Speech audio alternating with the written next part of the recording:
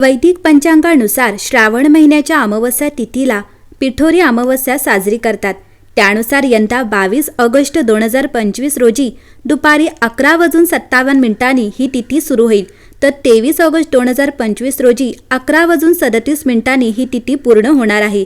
उदय तिथीनुसार 23 ऑगस्ट रोजी पिठोरी अमावस्या असणार आहे, त्यामुळे ती शनी अमावस्या देखील म्हटली जाईल। श्रावण अमावस्येला हिंदू धर्मात अतिशय महत्त्व आहे। परंपरेनुसार या दिवशी पोळा साजरा करत असल्यामुळे बैलांची पूजा करतात। त्यानंतर आई आपल्या मुलांना वाण देते। पिठोरी व्रत करून आई पक्वान्न तयार करते आणि ते डोक्यावर घेऊन अतिथी कोण असे विचारते, तेव्हा मुलं मी आहे असे म्हणतात। पिठोरी अमावस्येला वंशवृद्धीसाठीही पूजा केली जाते, म्हणूनच याला मातृदिन असेही म्हणतात। मुलांना दीर्घायुष्य मिळावे यासाठी पिठोरी अमावस्या साजरी केली जाते। सायंकाळी अंघोळ करून 8 कलश स्थापित केला जातो। त्यावर पूर्ण पात्रे ठेवून ब्राह्मी, माहेश्वरी व इतर शक्तींची पूजा केली जाते। तांदुळाच्या राशीवर 64 योगिनींना आवाहन देऊन पिठाच्या मूर्ती तयार केल्या जातात।